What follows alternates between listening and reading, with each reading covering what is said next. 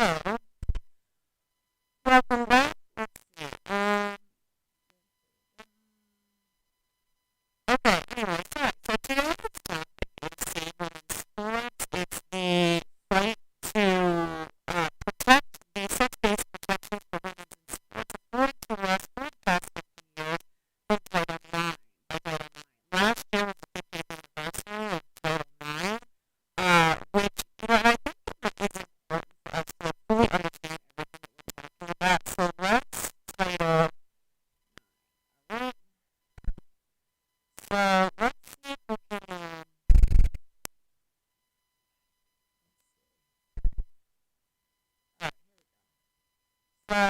so you have to understand, for a long time, sports was not something that women and girls had access to. It's something that we had to fight for, and advocate for, and create space for, and Title IX really changed the landscape for women and girls. It allowed women and girls to have access to, just not, and it's not really related to sports, it's a lot of different educational opportunities and funding opportunities, and you understand sports is for many women, it's a way to lift themselves out of poverty, it's a way to access an education. Women go to schools that they could not otherwise afford with scholarships. They are able to, and create community and camaraderie, and so much of the character development that happens in sports leagues cannot be overstated. And so Joe Biden's proposed changes to Title IX jeopardize everything that we've worked for. And it is so much easier to stop things from happening than try to go back and rectify damage that's already been done, which is why it is so important that we really focus on this together as a community. Whether or not you play sports or have anybody in your life who's played sports, it is so much bigger than just sports themselves. And so let's take a look at what Title IX actually. Oh, but you can't hear me? Oh, sorry.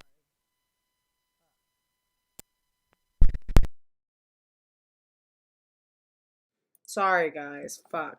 Yeah, I didn't read the chat. I don't know what's going on with my thing. What the sorry, my bad, my bad. Let me see if I can get it fixed. My bad, my bad. Hold on. Fuck. Hello, hello. Hold on, hold on, hold on. Um, let's see. All right. Can you guys hear me now? Can you hear me now, though? Okay. It's good now because I put my thing back on. Tell me if you can. Tell me if it's messing up again. I'll try to keep it on the sound, so just need a preamble. Oh, it's fuzzy again. Oh,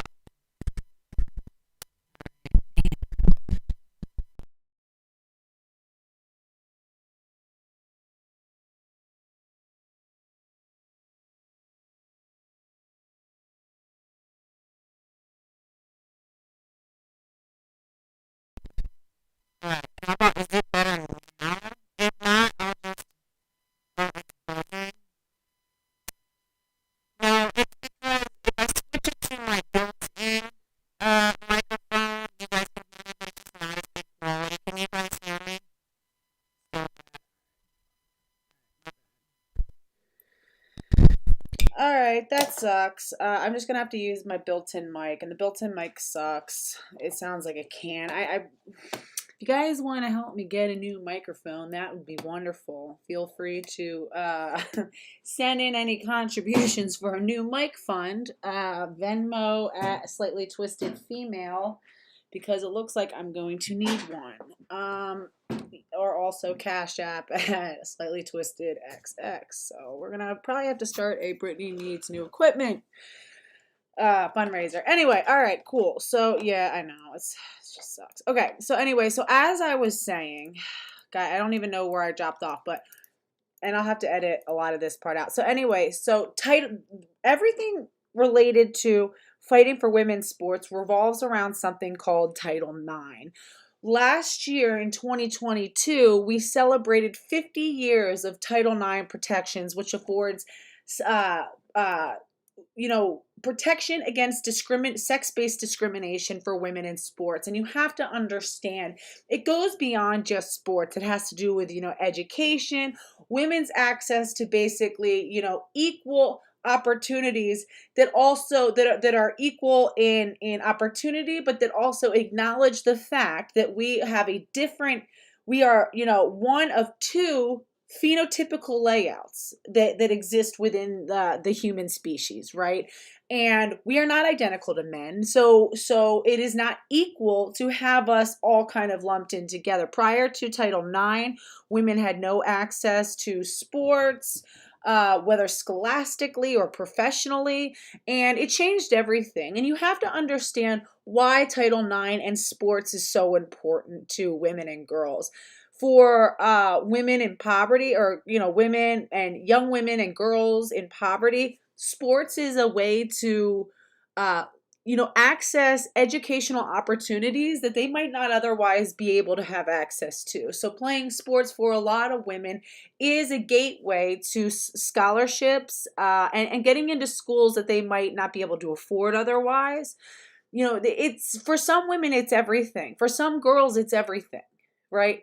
And whether or not you care about sports themselves, it is such a broader thing. It also has to do with gym classes, about girls having separate spaces to go change gym class. And there's a lot of things. So I wanted to first take a look at, so we're going to go over sort of Save Women's Sports movement. We're going to talk about a rally that I participated in last year. So actually prior to Riley Gaines really blowing up as being this sort of like iconic shero in the movement, which she absolutely is. I think Riley Gaines is clearly going to go down in history as somebody who has just, been so brave and critical to fighting this fight. I'm so grateful to her. She's somebody who had to compete against against Will Leah Thomas. She was not on his team, that had to compete against him, and she won second. So really, she should have come in first. She's one of the fastest female swimmers in the world, and to have this man, this cheat, make a mockery out of the sport, out of something that they'd worked so hard in, is devastating. But rather than just sort of rolling over and taking it, she's standing up, using her voice to make a difference. Last week, she testified in front of the House Operations Committee to basically speak out against Joe Biden's proposed Title IX changes. Now, it's insane because Joe Biden is proposing now that we include transgenderism as a protected category under Title IX, which basically then makes Title IX defunct, right? If men are protected as women, then there is no Title IX, right? That's what I always say, is that's why we have to fight for our language too, because laws are predicated on words that mean something. And once we change the meaning of those words, we change the meaning of those laws. Title IX is one such example. So let's take a look at So what she's been talking about, and what the reason why women like Riley Gaines and some other women who I want to highlight, I don't remember their names off the top of my head, and I feel bad because I want to give credit where it's due. Riley Gaines is not the only woman in this fight, and she's a very important woman in this fight, but there are women who have had their careers devastated, who have been coaching scholastically, who have been put on leave, who have been suspended because they stood up for women and girls. And I think it's really important that we, highlight them as well. Women like Beth Stelzer, who is, she's the founder of Save Women's Sports. And I think Save Women's Sports has sort of fallen back as an organization for what it seems like. But she is a power lifter who spoke out against competing against a man. And I think she was sued. So she was fighting a lawsuit and really went hard for a while there. I want to talk about, Coach Linda Blade, Kim Russell, Kim Jones. Yeah, you got to keep naming people. Let's get there. You guys can see your comments up on the screen. Keep naming people. Paula Scanlon, who I met. She was a former team member of Will Thomas, and she's like a devout Catholic, and she talks about how like horrifying it was to be told that she now had to undress in front of this hulking man, and her and a few other teammates had to go to a supply closet to go change. I mean, these are collegiate swimmers. I mean, women who are well cultivated, who have worked their entire lives to hone their craft, to hone themselves as top tier athletes. And think about, I mean, so women's sports are already so underappreciated and underfunded and undercared about. And you have these women who are, Ivy League, uh, collegiate, all American swimmers who have to deal with the indignity and the embarrassment of having to go find a supply closet to go change in. Could you fucking imagine the men's? You guys don't even understand. My sister played basketball for a Division I school, which is like my sister was one of the greatest basketball players in our area. She, was recognized. She was the first woman in our high school to score 1,000 points. To this day, she has a basketball with her name on it. She was, captain of the varsity basketball team, walked on to a Division I basketball team and made it. So my sister and I, we co-coach a lot of, girls sports now. Sports has been a very big part of my family. And I can tell you, my brother also played sports in college, and my sister's ex-husband, like her first, they never had kids or anything, but like her first husband also played Division I lacrosse. And I can tell you that the way that male university athletes, college athletes are treated versus female, even when you're at the highest level, it's like staggering. The men are treated like de facto celebrities. They're given money, they're given free trips, they're given prizes. You're technically not supposed to pay athletes, but they find all these like loop around ways where they're giving gifts and kickbacks, and they're treated like celebrities. They have state-of-the-art everything. I mean, the difference in accommodations is obvious. The women's leagues are I remember even in basketball, it's like we always had to play around the boys' schedule, right? The boys' schedule always had the prime time slots. And it's like, okay, whatever. You know what I mean? But don't take what we already have. And I want to say, I'm going to make myself big for this because I want to make myself very clear. Third, sports. And I'm going to say this as directly as I can. People always talk about, well, let's make a third option. Let's make a third league for trans-identifying sport athletes and things like that. So that's how we can resolve that. Okay. We do not need a second men's league. Okay? I'm going to say it again. We do not need two men's leagues and one woman's league. That's what we'll turn into. It'll turn into basically a varsity men's. Well, they'll have varsity men's, JV men's. Then they'll have, varsity, and then they'll have men's, like the men who aren't as good to compete and who are taking other kinds of drugs and who LARP as women team. And then we'll have women who are already, I remember playing basketball in high school. We already had to sort of squeeze in around the boys' team schedules. We had to sort of play in like the secondary gym that wasn't as good. We were already being given crumbs in terms of investment, in terms of access to utilities, in terms of, the coaching. And if you add in another men's team, because that's what a third league would be, another men's team, you will even stretch the even already scarce allotment of resources that we already give to girls. They'll be dealing with even less investment, less access. So I'm sorry, that's just simply, that's not the solution. Okay, the fact of the matter is, anybody that tells you that trying to keep sports sex segregated and trying to uphold Title IX as sex-based protections does not prevent boys or girls, trans kids, trans-identifying children, or really trans-identified, because it's really, when it's children, I really believe it's a case of adults imposing an identity onto children, or whether it's adults or other outside influences. It's not something that they come up with on their own.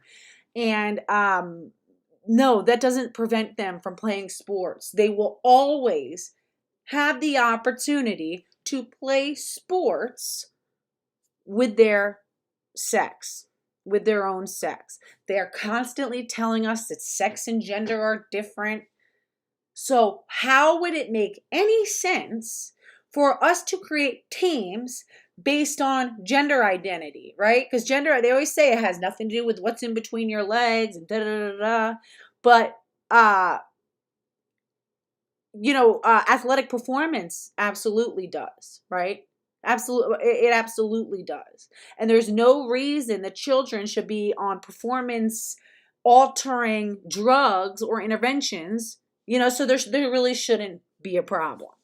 And it's always like, oh well, the trans identifying girls will feel left out, and they'll feel uncomfortable. How do you think the girls are going to feel when they're forced to deal with a boy? One of the greatest things about one of my best friends to this day was my friend Dominique, who I played basketball with. We played AAU through our whole lives, and it was like, to this day we're so close. And like, I just, one of the greatest things about playing sports with girls was just being able to be around other strong women and to sort of be encouraged by them. Times when I didn't feel good, times when I went, you have these other like really highly motivated girls in high school who are like, buck up and let's go. We have a game. You need to knock that off. You know what I mean? Like other girls who can rally around you and like push you and like hold you to a certain standard and push you beyond what you thought you were capable of doing. And it's like you have this team that just, lifts you up, and because we know that we're only strong as our weakest link, right? So we don't let anybody fall in between the cracks. Like we're always there for each other. It seems like somebody's struggling, and it's like the way it just adding, boys to that just disrupts. I mean, other than the obvious safety concerns, it just disrupts that sort of, like just camaraderie. And we want to talk about, obviously, we had the case of Fallon Fox, who cracked her opponent's skull, who fractured, or not her, I'm sorry, it's a trans-identified male. Of course, he was from the military. I don't know what that is about or why that's such a big thing. Who didn't know that the opponent, Fallon Fox, was a male. And she was horrified when she found out that someone that she'd be boxing against was a biological male.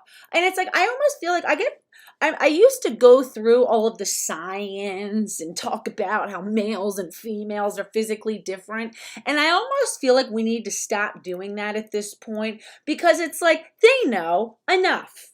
A fucking enough, okay? You guys know what the issue is. All right, my boyfriend, and I've talked about this before, weighs less than me, okay? But I posted pictures of him the other day. He's extremely muscular and athletic, okay? I'm like way more than him, and technically I would be in like a weight class, either above him or around him. He would destroy me. Upper body strength, there's just no comparison between men and women. So we had the case of Tamika Brents, who got her skull fractured by trans-identifying male Fallon Fox. Okay. Is an LGBTQ advocate. I thought this must be old from 2023. Let's see. Yeah, okay. And again, it's the false. So I think that Tamika Brents is a lesbian. So again, it's not that she's an LGBTQ advocate. She's an LGB, or even just an L, which is fine, right? So so just because she's saying gay, educated, and petty, she's talking about homosexuals, which have nothing to do with these sort of like identity politics of the trans and queer. Let's see. Brent suffered a brutal first-round knockout. It was in 2014. Suffered a concussion and a skull fracture to her orbital bone. Let's see. And received 7 stitches or staples in her head. Let's see. Yeah, we also had the case of Alana McLaughlin. So Alana McLaughlin, again, who had never competed before in his life. Again, he was a Green Beret. Oh, look. When transgender fighter trans-identified male, Fallon Fox broke her opponent's skull in an MMA fight. And it was so cool to see some of like the MMA male fighters come out and just like clown the shit out of this guy. And they're like, what are you doing, bro? Okay. This is a safety issue. Yeah, it is hard to watch. And it's like, I can't even show it because I think it's just like, it's really horrific to watch these men attack these women. So yeah, Fallon Fox, the first MMA fighter to come out is transgender, fractured the skull of his opponent in an MMA fight in 2014. Fox was challenging Tamika Brents. So again, Tamika Brents did not know that Fallon Fox was a man when she went into the ring with him. Okay, I guess that this wasn't an important thing. Not only was he a man, but he is a military trained male. Okay. Yeah, Brents received 7 staples in her head, also suffered a concussion. Yeah, so again, transgender MMA fighter Fallon Fox beat his female opponent Tamika Brents so severely that she suffered a broken skull. It really, let's see. But of course, they got the green light because it's like they all just see this as a money grab, It's like a gimmick, it's controversial, it's gonna bring, attention to the sport. They don't care. This is what this guy looks like. Look at his upper body. There is no comparison. Look at this man's upper body, okay? Yeah, Fox said fight. No, oh my God, Fallon Fox and Alana McLaughlin are like 2 birds of a feather, and they are both horrible. There's just no compassion whatsoever. Hold on. Okay, so then, all right, so let's go through Title IX. I think I'll try to just skim through it, but I think it's important for you guys to understand what it really says, right? And what is, come on. Sorry, guys. It's like loading. Let's see what you guys are saying. Start going to your state. So Judy C says, start going to your state athletic association meetings. They have a public comment period at the beginning of the meetings. That's what we did in California. Tell them no man and women's sports. Well said, Judy C. A lot of people are constantly saying, I want to get involved. I'm not really sure how I can make a impact. And sometimes it does seem daunting. And I think it's okay to like pick one topic that like matters to you within the fight. We don't have to take on the entire trans lobby at once. Maybe it's incarcerated women. Okay. Maybe it's, sports in public schools, right? Or sports at the like elementary and middle school age, or maybe it's sports at the high school age, or maybe it's collegiate level sports, right? Maybe it's the medicalization or protecting kids from medicalization. We can take on small chunks of this and we can act locally. Going to these meetings where there is public comment is a great start. Let them know that you guys are not just, words on a screen somewhere on social media, but that you are people, you are citizens, you are taxpayers, you are members of the community, you're paying attention, and this matters. Okay, and we're not going to just sit idly by while they destroy, resources that are meant for our women and girls. So let's take a look really quick here. All right, so the proposed regulations, okay. Oh, these are the proposed rulemaking. All right, well, we'll just look at the proposed rulemaking. Prohibiting all forms of sex discrimination. I guess this is based on what Joe Biden is proposing. I wanted to look at the original thing. All right, but it says, our issue, prohibiting all forms of sex discrimination. The proposed regulations will prohibit all forms of sex discrimination, including discrimination based on sex stereotypes, sex characteristics, pregnancy or related conditions, sexual orientation, and gender identity. How can you say you would be so they're actually lumping in gender identity as a protected as sex. So now they're saying that sex and gender identity are the same thing. The goalposts are constantly changing, which just goes to show how illegitimate this thing is. There's no coherent definition. That's why it's so hard to fight against it, because it's like we don't even know the shape of the thing that we're up against. It's constantly morphing and switching, sides and changing its position and shifting the goalposts. And it's like, again, it's like trying to keep up with Buck Angel, who could not be more, like self-contradictory, constantly saying things that make no sense, that are, you know what I mean? And it's like, yeah. So next time somebody tells you that, oh, you're just an idiot, you don't understand anything about gender identity, it's sex and gender are two different things, be like, then okay, then why does Title IX conflate gender identity as sex, as a protected characteristic, if they're two different things? Because when you are protecting based on sex, that inherently excludes gender identity as a legitimate category. But they found a way to conflate it. Why? Just by lying. It's like, at this point, they don't even need like any sort of like logical argument. They'll just by lying, just by saying whatever, right? Because that's what happens when words no longer have meaning. When they change, every few months, and it depends on who you're talking to, what they mean. That's the beauty of, I feel like creating this new culture where the meaning of words is so subjective, and it's this postmodernist idea that no word has any definitive meaning, and everybody has a personal truth, and there is no overall truth. And what that does is to create these little loopholes, scapegoats, these little cheap back doors for people to sort of like tweak things the way that they want and not have to go through a real democratic process. That's what that does. It eliminates the middleman of having to go through things and through a democratic system process. It's totally postmodernist. Defining sex-based harassment. The proposed regulations would define sex-based harassment as including sexual harassment, harassment based on sex stereotypes, sex characteristics, pregnancy or related conditions, sexual orientation, and gender identity, and other sex-based conduct that meets requirements to, no offense, but also like it would make sense to exclude pregnant students from like contact sports. So it's kind of like weird to begin with. Let me put the live chat on. Let's see. Hold on.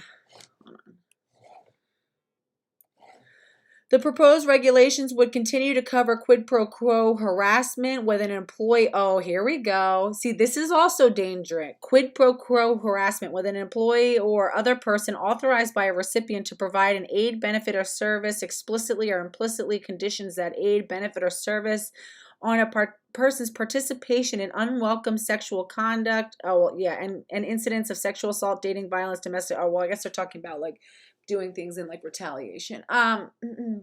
The proposed regulation, this one. The proposed regulations would also cover harassment that creates a hostile environment, unwelcome sex-based conduct that is sufficiently severe or pervasive that, based on the totality of the circumstances and evaluated subjectively and evaluated subjectively and objectively, it denies or limits a person's ability to participate in or benefit from the recipient's education program or activity. So misgendering, right? That's how that's going to be applied. That's what that's setting the stage for, setting the scene up. It's going to be that and it's funny because it actually should be the other way around. It should be that, women and girls can call out like harassment, which is men. Again, it is a crime for men to go and violate the boundaries of women and go spy on them, right? Isn't being a peeping Tom a crime? Isn't being an exhibitionist where you expose yourself to unwilling women and children and girls a crime? So if women and girls speak out against it, that should be protecting them. That should be based on protecting them against sex-based harassment. The fact that this right here is the most dangerous part of this entire proposed thing right here. The proposed regulations will prohibit all forms of sex discrimination, which based on gender identity, sex stereotypes, gender identity. Did you know that dictionary.com? Here, you want to see something funny too? And by funny, I don't mean ha ha, I mean like insane. So again, this is why we must defend and protect the meaning of words. Because, okay, you think, oh, okay, well, and I feel like this was a very sneaky thing, and I've talked about this a while ago, it happened last year.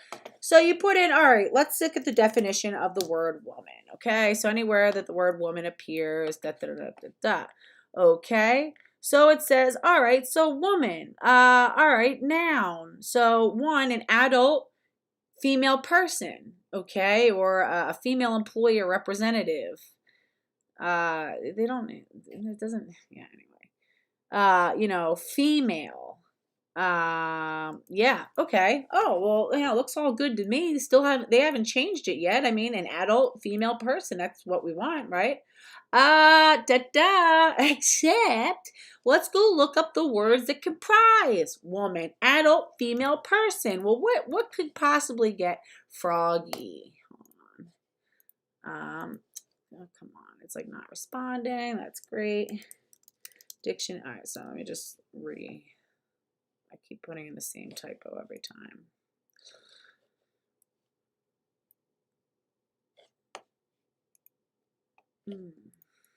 All right, hold on.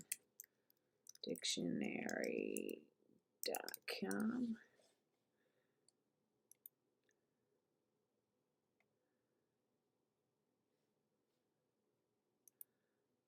I don't know why. Hold on. Okay. All right. So, okay. So now let's check female. Let's check female.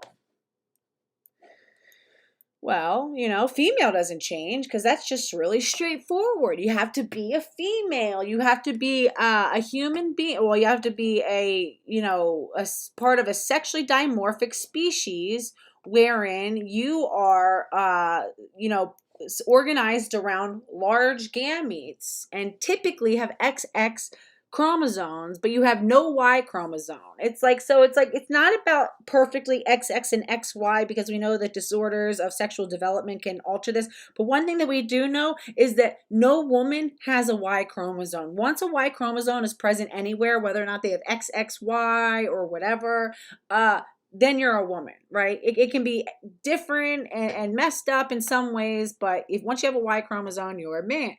Man activates the SRY gene, and now you are on the way to developing in a male phenotype with, a male karyotype. But then again, so it's about being organized around large gametes, you're a woman, small gametes, you're a male or a female.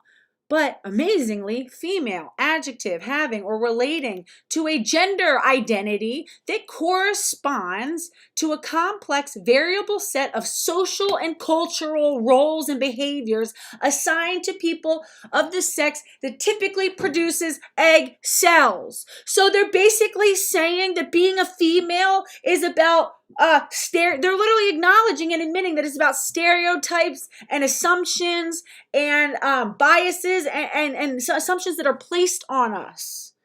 The definition of a female now means having or relating. You can relate to a gender identity that corresponds to a complex variable set of social and cultural roles, traits, and behaviors assigned to people of the sex that typically produces egg cells. Listen how insane that sounds. We must protect our language to all the people who are still like, well, I try to be polite and use preferred pronouns. This is what happens when we acquiesce in language. We change language, we change laws. It's literally that simple. Laws are defined by language.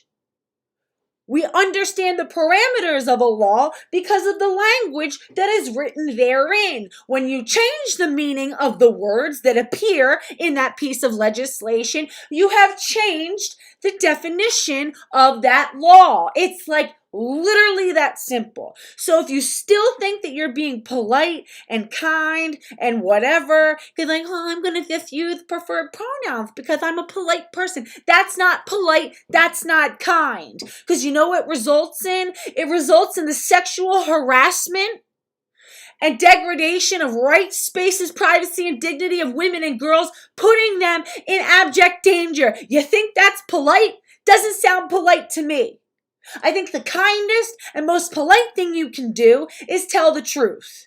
There is no kindness in a lie. There's no compassion in a lie. There's only compassion in a truth. You continue to feed someone's delusion. It will push them towards medicalization, damage their body. So even if you care about that individual who's trans-identifying, it is still not polite to engage in a delusion. Sorry. Karen is in the house. What's up, my lovely Karen? What's up, you guys? It is frustrating, not only a little bit more frustrating than my internet connection, which is totally ass right now, but we'll just wait for it to continue spinning. Damn it.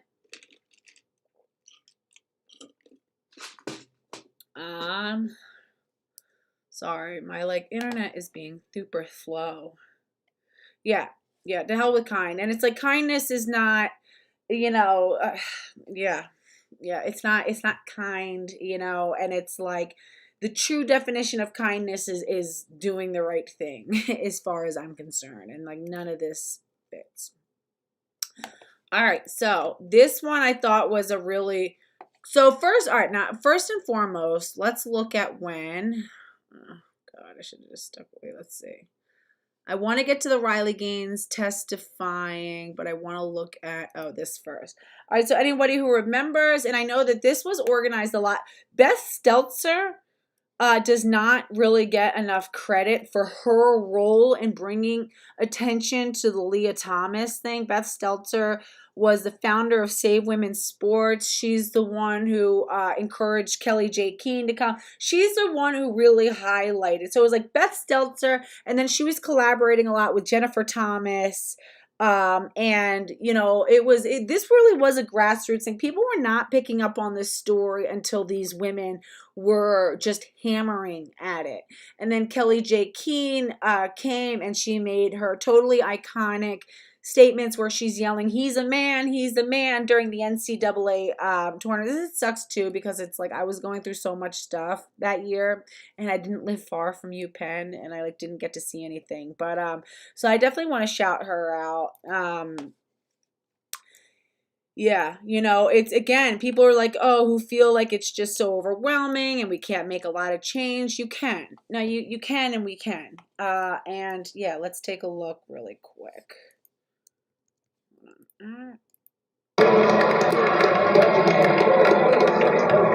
So again, this is during the NCAA championships for swimming. This is when Leah Thomas was a senior at the University of Pennsylvania and had gone from being ranked 400 and something swimming in the men's division as a freshman and a sophomore until I guess his junior year.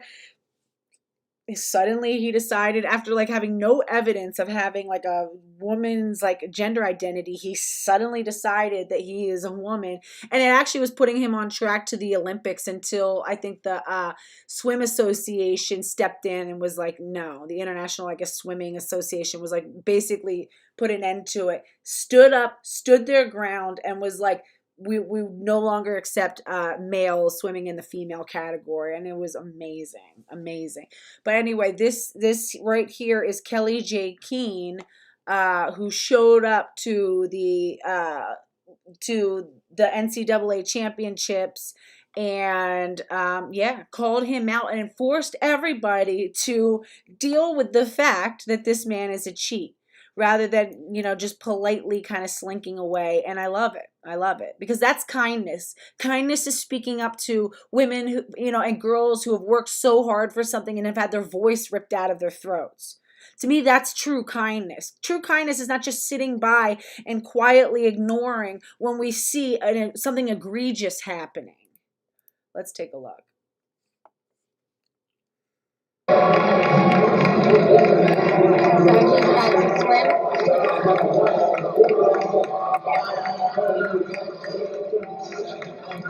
I mean, look. So people in the UK, this is the business of this sort of swim meet. There's coaches, there's like that guy down there with announcements. There's so many people invested in this entire. There's the big cheat called Will Thomas. He's in row 4. He's a man and a cheat, and let's hope he wins so everyone can understand just how insane this is.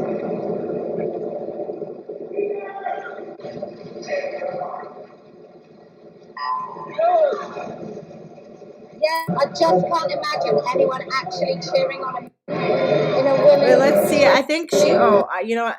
In the beginning. She points out where he's standing. Let's see if we can see. Oh, here we go. Where's the giant cheat?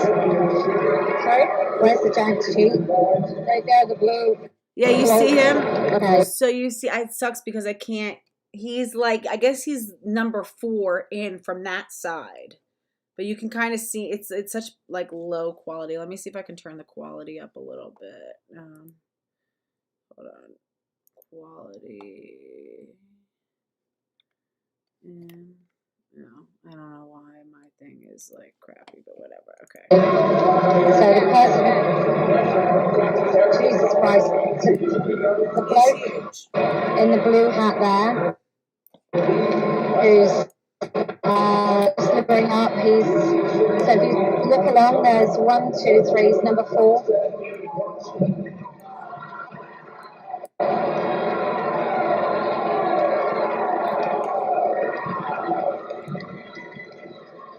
He's the massive one.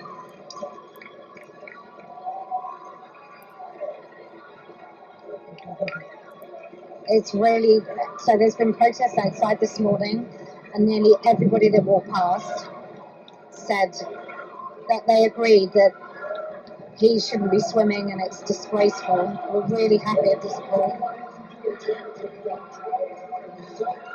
in this entire. I believe he would do that. Are you talking to me? Yeah, I just can't imagine anyone actually cheering on him in a women's swim meet. I can't believe he would do that. Are you talking to me? Yeah, why would you cheer on a man in a women's swim meet? Why do you think that's fair? What, do you think that's a man? 100% that's a man. He's got a Me? What penis. am I? I don't care what you are. You just told your camera that I'm a man. And?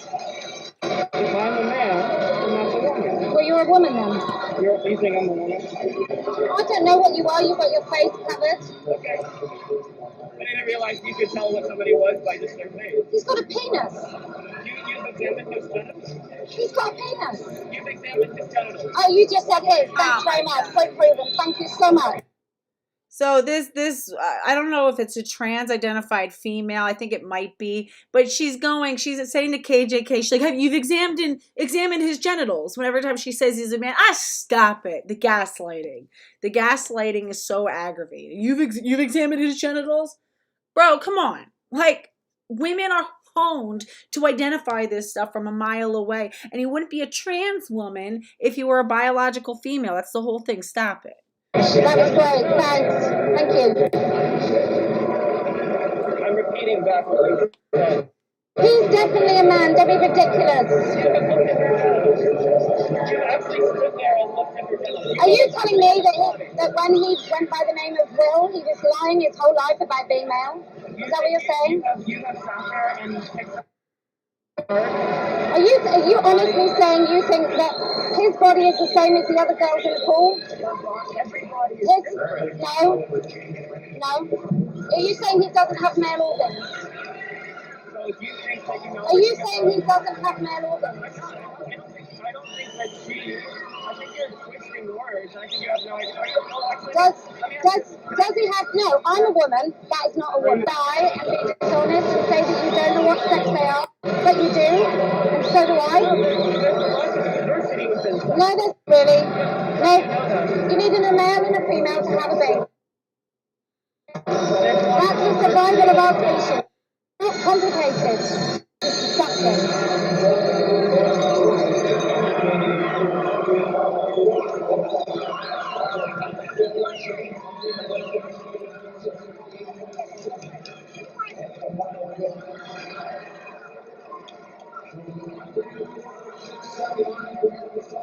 Unbelievable. Seriously. So I don't know where the part is where she yells. unbelievable. Just unbelievable.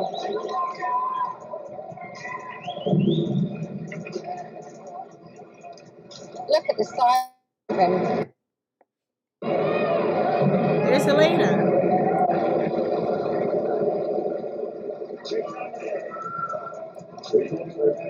Cheat! Cheat! Cheat!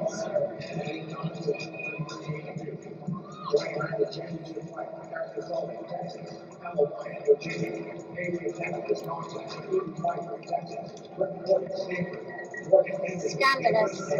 Where? Oh, she was. Well, I don't know. She yelled, "He's a man. He's a man." I don't know where. Hold on. Let's see. My bad. I was waiting for that part. Kelly J. Keene. Um, I have this one. Hold on. I got one. Well, she basically yelled, "He's a man."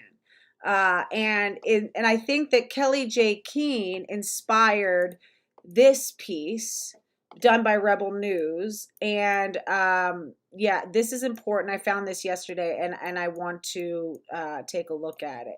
It reminds me of Julie Jaman. Anybody who knows, there was an 80-year-old woman named Julie Jaman in Oregon, Port Townsend, Oregon, who was a member of the YMCA, and so that while she was, nude and showering in the shower area of her local YMCA, she heard a male voice, and it startled her, and she kind of looked out, peeked out, saw there was a man in a woman's bathing suit who was leading little girls into the bathroom. She immediately jumped out and confronted him, and I love like brave older women who just like don't give a fuck anymore. And she was like, "You need to get out of here now. You need to get out of here now. These little girls, you have no business being in here while these little girls are going to the bathroom." He's like, "Oh, I work here. I'm a woman." She's like, "No, you're not. You need to leave." So she went to go complain, and they like berated her and basically gave her a lifetime ban. So she was the one who was the problem. And this next story reminds me a lot of that. Let's take a look. Hold on, let's see. Come on.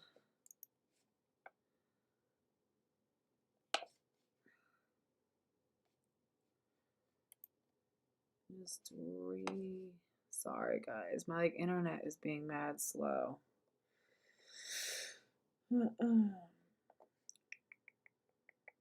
Yeah, the Julie Jaman thing was just nutty. It was nutty. Let's see. Critical Kitty says that's when I got super peaked.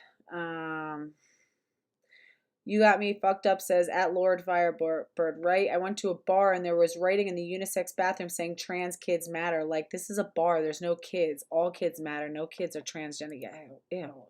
The hell? That's weird. It's creepy. It's really creepy. It's all grooming. It's like these men who want to create what their sexual interest. Yeah, my bad. Hold on. It's just going. Oh yeah, I know. Helena Blavatsky says that angry mob in the Port Townsend when they were going after Jen Thomas's shoes, and of course the cops weren't doing anything. Apparently they were waiting on the other side of the street and just like not intervening while these women were being attacked. An 80-year-old woman. Like I wish I was there. Are you a sexual pervert?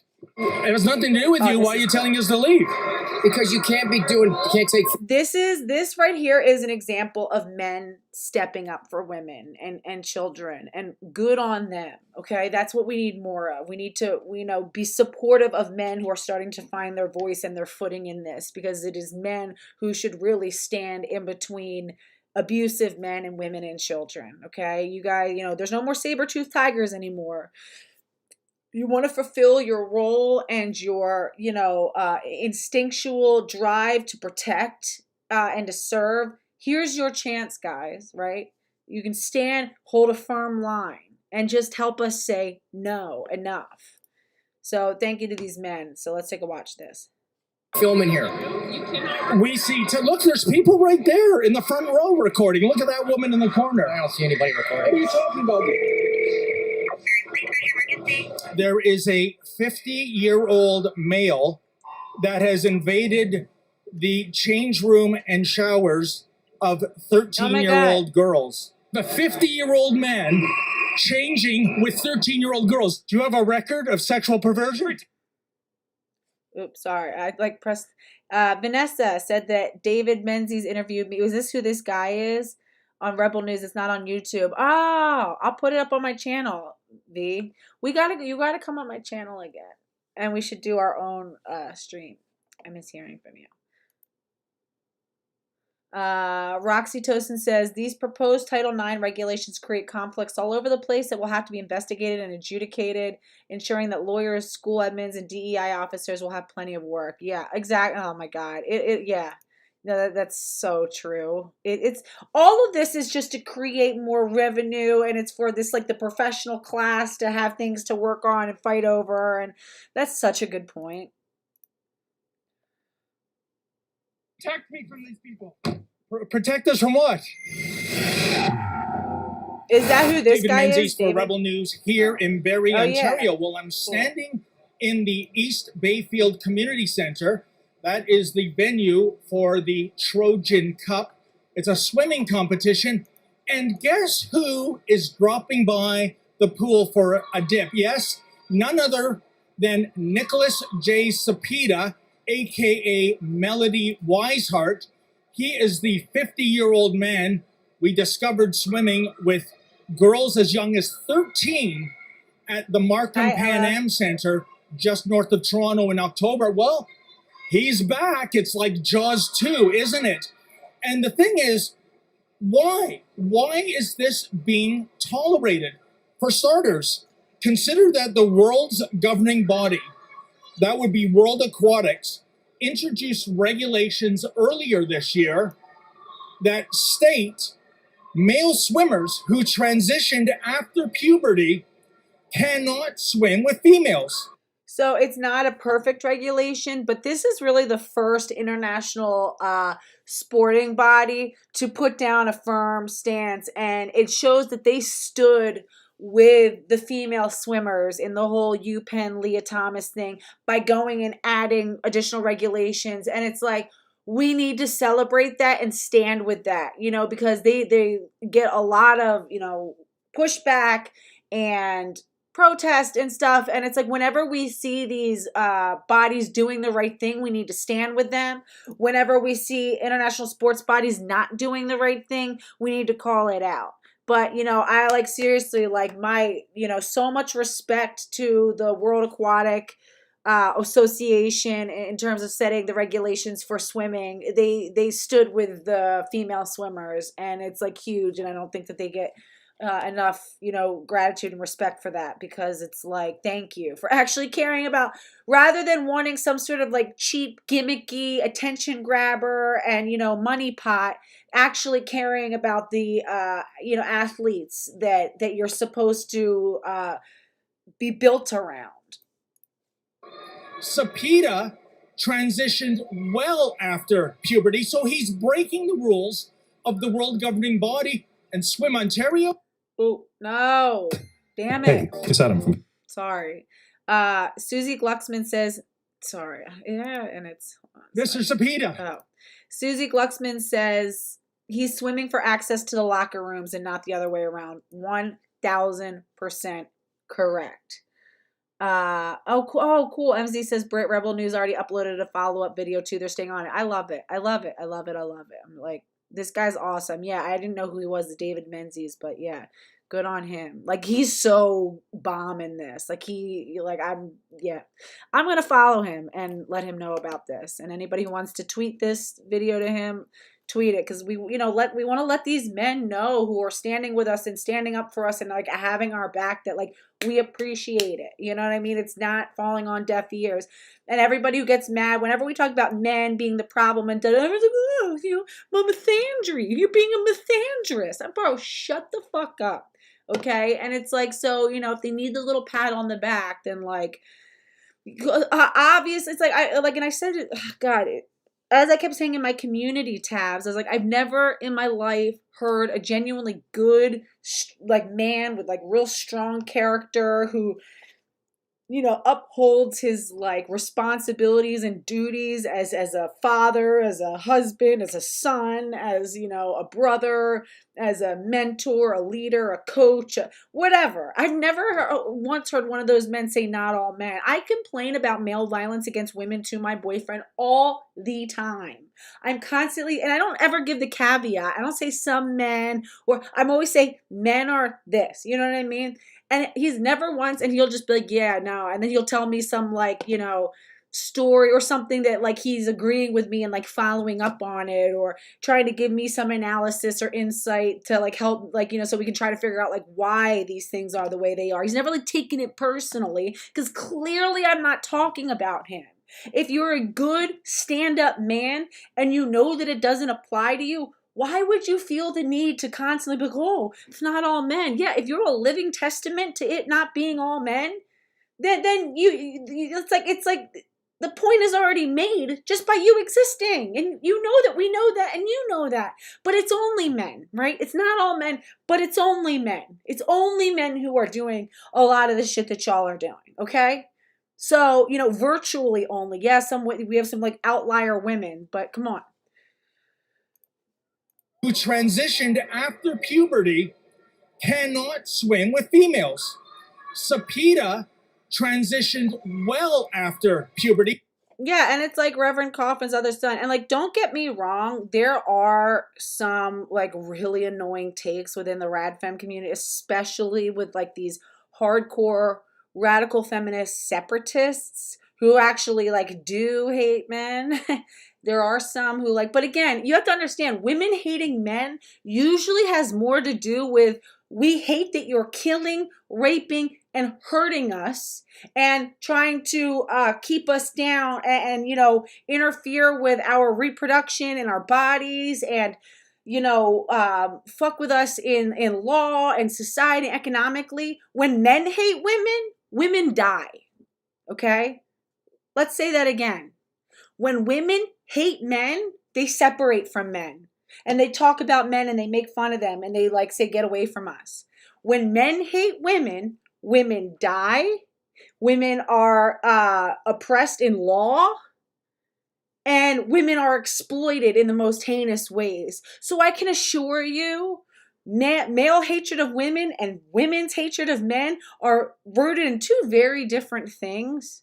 Men hating women is about wanting to control their reproduction and control, the sort of power that they have is able to propagate our species.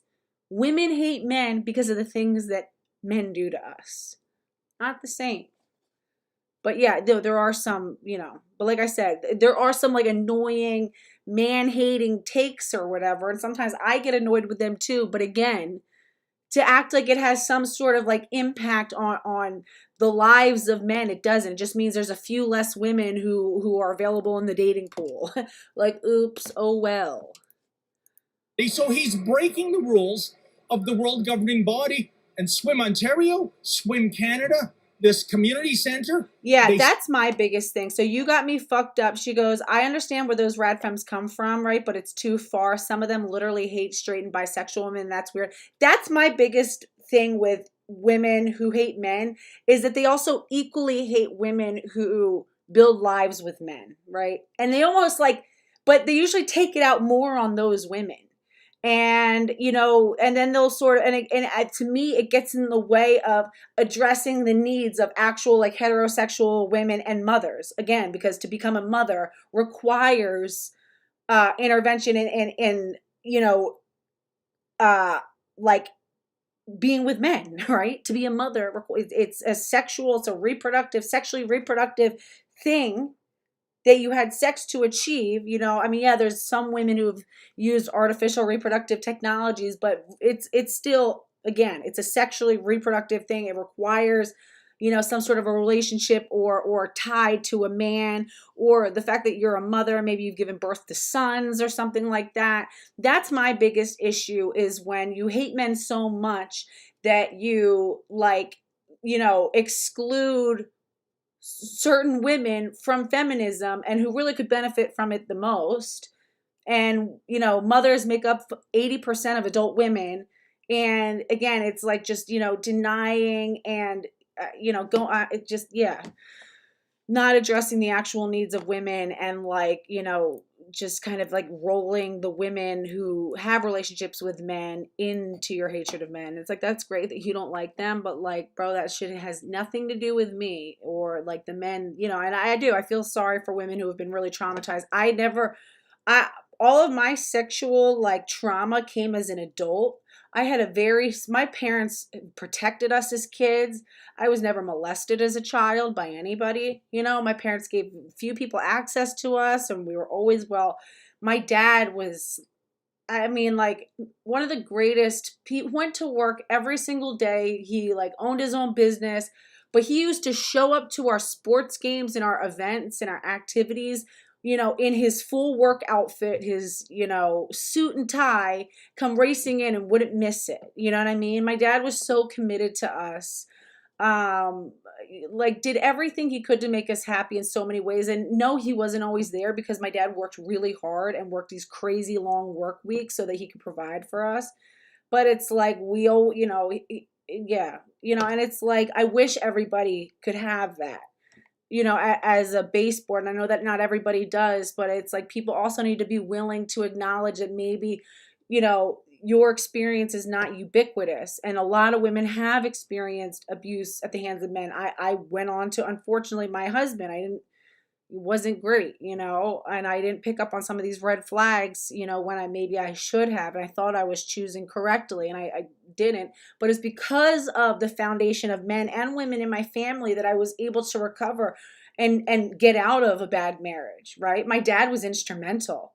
My dad was totally instrumental in me getting away from my husband.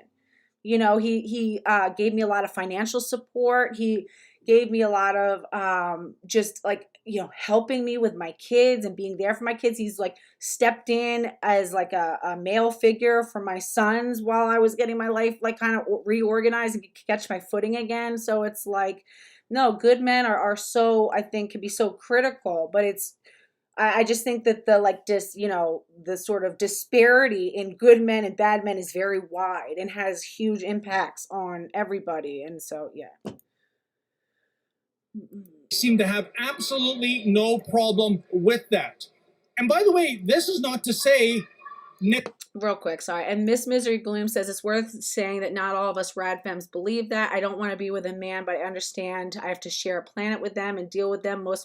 I want to say, and I've said it before, sorry, I'm like a little disorganized right now, but I totally stand with female separatists. I don't like a whole lot of you. It's like, there are some of you who annoy the fuck out of me. But my God, do I stand with women's rights to separate themselves out from men if that's what they need to do, whether it's temporarily or permanently. Because again, you have to understand, female separatism is something that benefits all of us, and we need to protect female separate spaces. That's literally the core of why we're fighting this trans stuff, is for female separatism, right? Having female separate spaces is a form of separatism. There's obviously there's levels to it, and there's degrees of it. And I respect women's rights to do it as far out as they want to go with it.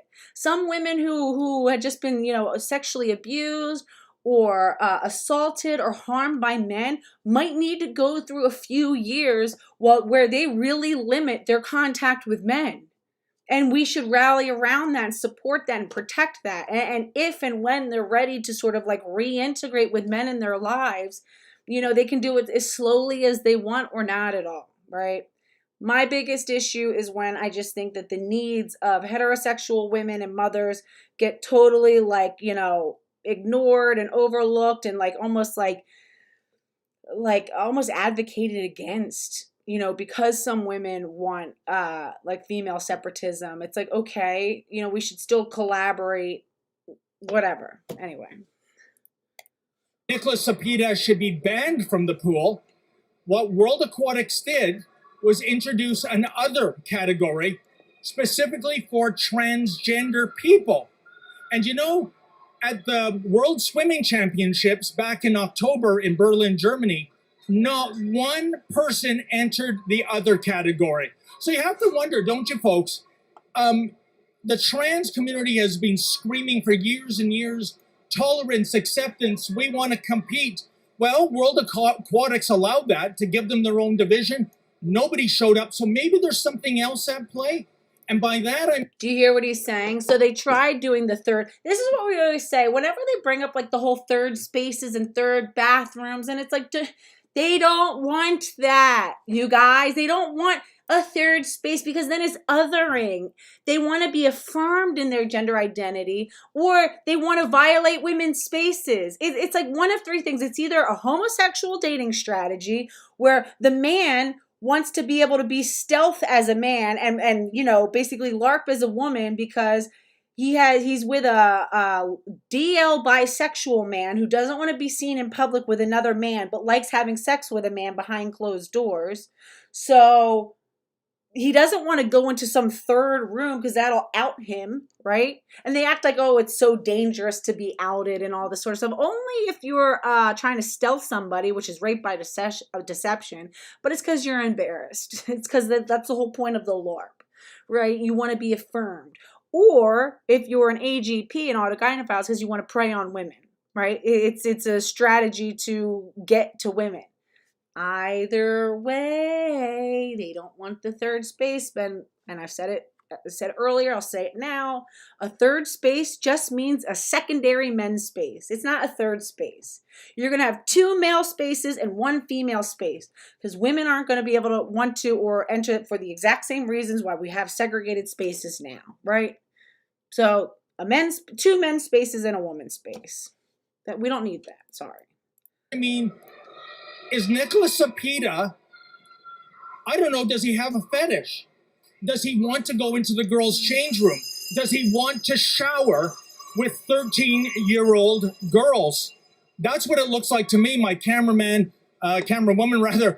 Avery, spotted him going into the female change room, and nobody here, none of the officials, is stopping him from doing so. Again, who cares what Rebel News or David Menzies has to say about transgender athletes? We care. Vanessa Vokey says she was starstruck when she met him.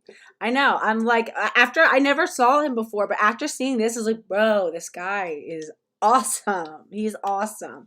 He's so like unapologetic. Like I want him to be my like grandpa. So is that offensive? Maybe he's not old enough to be my grandpa. I don't know, but he's cool. The world governing body saying this is offside. In any event, we hope to interview Nicholas Sapita. I think he was tipped off that we were here and he entered the community center through a back entrance. Perhaps we can catch him going out. In the meantime, we're going to watch him swim. Just will you see the perverse visuals of a 50-year-old man lining up against 13 and 17-year-old girls. You know, I never, like I said, I was never like really, actually that's not true. So the first time I was like sexually assaulted was actually, I was like a teenager, but it was like me putting myself in harm's way, right? It's like whenever my parents had full control over things, like, you know, nothing bad ever happened to me until I started being out of control. But it was like, it makes me think of like women and girls who don't have a father in their life or don't have like a really good, strong father or grandfather. And I just think about how much it means for those girls who were hurt and who feel like they don't have someone in the world to see a man like this speaking up for girls, right? Like, this is why it's so important to me. This is such an important visual for girls to hear. That there are some men who will hold the line for their safety and who are not there to exploit them sexually or who don't only see them as valuable so far as what, you know, they can provide to that man sexually or emotionally or whatever the case may be, right? This is why hearing good men like this really speaking up and speaking up only for the benefit of women and girls, I think really, really matters. And yeah, I'm just grateful. I'm so grateful to hear this. I really am. And I'm grateful for the girls who get to hear this, to hear that like some men are saying no for them and that they're not alone in this fight.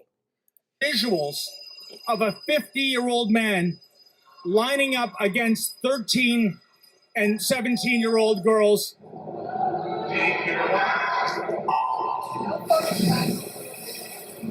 I see other people. Who are you?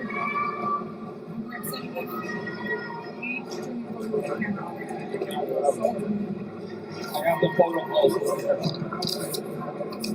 If you're not going to listen, I'm going to ask you to please stop recording me. We're in a public place. There's no expectation of privacy. So we need to call the police. I'm going to call my... I like how he keeps putting the microphone up to them as they're saying like we're gonna call the police. Like as if he's like getting a comment from them. Like it's so funny. Directly on you, so... How you doing, sir? Do you know, wait, who are you? No, we're not doing this. Okay, well, you have no authorization to kick us out. Yes, we do. Are you a security guard? No. Okay. Then have a nice day. Pardon me? Facility operators there. Yeah, it's a public facility. There is a 50-year-old man competing against 13. I love this. And like it's also important to remember people will twist the rules and assume that you don't know the rules and that you're probably not going to look them up. And they'll be like, just apply it however they want. Like, oh, you can't do this, so we're going to tell you and we're going to call the police. Call people's bluff. Call their bluff on stuff. Stuff like this, where you're not actually committing like some like real crime or whatever. Call their bluff, just like this man is doing. Because they got nothing to back up anything, trying to kick him out or any of this other stuff. They got nothing.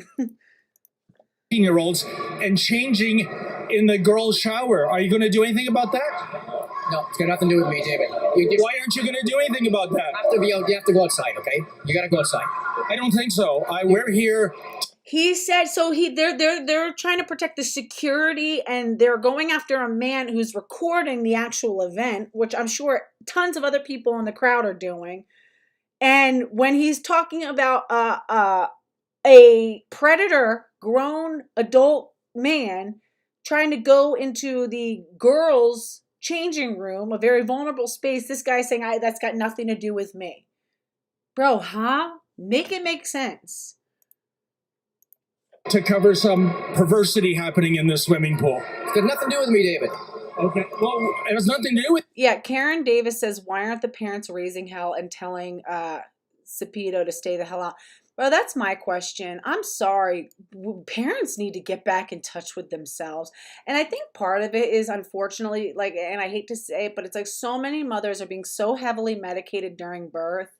Then it's like they're putting their kids in daycare to get back at school because we have no real like maternity leave or support. So it's like, or they're putting it, or not get back to school, but to get back to work. So it's like we're totally drugged up during our births. We have 6 weeks where we're just kind of in a daze, and then we're giving our babies over to some daycare so we can get back to work. And I just think that, and then before we know it, they're in, preschools, and then they're right into public school starting at age 5. And I really just think a lot of parents like are just not fully bonded or properly bonded with their children. And I think that when we're not properly bonded with our children, our instincts are not fully developed because, again, bonding also causes our brain to release different hormones, which strengthen areas of our brain that make us very vigilant around our babies. And it's just, I'm sorry, but it's just like the way that we're just, so many parents are just noodling over this topic and are not really connected with that sense of like parental protection and, I mean, being vigilant, by your child, is really concerning. It's like pathological. With you, why are you telling us to leave? Because you can't take film in here. We see, look, there's people right there in the front row recording. Look at that woman in the corner. I don't see anybody recording. What are you talking about? That woman I don't see anybody. Okay. Yeah. Well, we call the very police right now. Okay, you know what? I'm tired of this. We're going to call the police. Because you. Bro, the best part of being an adult is like not being scared of like little fake, like bluffs like that. Well, we're gonna call the police, and it's like, oh, I one of the greatest things, I've loved getting older, and as I've gotten older, I've so realized like my rights in the world, and that I'm not a child anymore, and I'm allowed to, take up space, and I'm allowed to exist, and I'm allowed to assert my rights, and people can't intimidate you out of that as easily. It's the best. It's the reason why women of my age and a lot of your ages are not a prime target for men, because when you're educated, when you're older, when you have a strong sense of self, it's hard, I mean, at least harder to just roll over you. You have a 50-year-old man changing with 13-year-old girls. Do you think that's right? No comment. No comment. You don't think that? What about you, sir? Do you think that's right? Do you have a daughter? This isn't about us. Yeah, no, it's about a 50-year-old man who might be a sexual pervert showering with 13-year-old girls. And you're happy with that? To leave. Surf and Turf says, I'm going to homeschool my grandchildren. I think homeschool, I used to like totally not understand like why anybody would homeschool. I now think it's hard, because I think that like, if you're a non-abusive household and you're like diligent, then not homeschooling is amazing. And if you have a parent who can stay home and help, and if you have like if you're good, proactive about creating community and working with other homeschooling parents and stuff, I think that public school wastes so much of these kids' time, and all this bureaucracy and pointless testing and all this other stuff and indoctrination. And it's like, come to find out, so many of the skills that kids really need, they're not even learning in school. They're learning more at home. Homeschooling is such a great option if it can be done correctly. Okay. We are going to call police. Well, folks, you saw it yourselves. Some people who would not identify themselves said we're not allowed to film. There are tons of people recording in the spectator gallery. Look, Avery, there's the lady in the black top. She's filming, totally unmolested. But the real story is they are protecting what we think might be a sexual pervert, a 50-year-old man swimming with girls who are minors and apparently changing and showering with them too. You know what? They said they're calling the police. No wonder. Vanessa V says Canadians have a stereotype of being nice, but really they're just too scared to say anything that might hurt someone's feelings. And yeah, it's like, well, you wonder why, because people, I mean, what they're doing to Canadians just by speaking up or saying anything, it's like some of these policies are scary. They're really like, Trudeau is like a dictator. The policies are insane. So I can understand it. On me, I'm calling the police on them. Yes, hi there. I'm at the East Bayfield Community Center, and there is a 50-year-old male that has invaded the change room and showers. Yeah, Karen Davis says a lot of the parents who send their infants to daycare are loaded. They definitely got enough money to stay home with those babies. Daycare around here is like $2,000 a month at least. Oh, I know. Oh, Karen, when I lived around here, everything. The thing is, and like, so I used to live very, like, literally like 10 minutes from Karen, and I remember my son was little. Also, I don't know if you know, but when I was applying to preschools for him, it was like a college application. I had to send in, there was like a 3-round interview process. You had to like apply, then you had to go in and like, your child had to like do some like evaluation, and then, the parents had to go and do like an interview, and I had to like write an essay, and it was like crazy, and it was so expensive. It is. It's like, it's just gotten so out of hand. And then, I got more in tune with like the midwifery community, and I just learned how, valuable being home with your child is. And it's a shame because there are so many amazing, teachers. I wish it's like we could gather up all the good teachers like you, Karen, and like my kids have had some amazing teachers in their lives. And it's like I wish we could like compile them all. That's why I think charter schools and Waldorf schools and Montessori schools and private schools really, like, when you can afford it, are so worth it. And if not, then just really staying on like exempt your kids, whatever you want, like look into ways that you can exempt your kids from certain things, or just stay in touch with them. Don't just hand your kids off to school and expect they're going to do everything. Make sure you stay very close to your child and help clarify things that they might be learning. Look into what the curriculum is. Show up at school board meetings, be there.